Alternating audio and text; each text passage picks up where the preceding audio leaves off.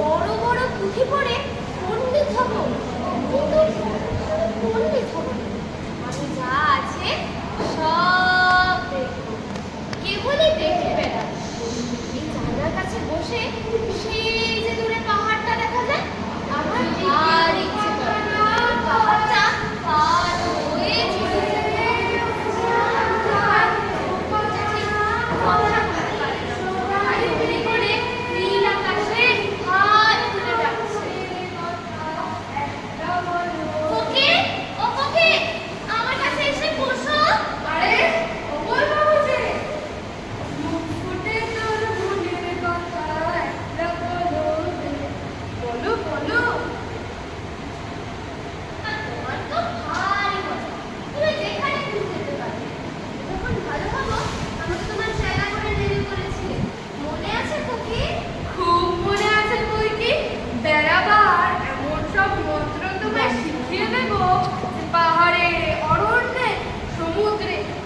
কিছুতে বাধা দিতে পারবে না।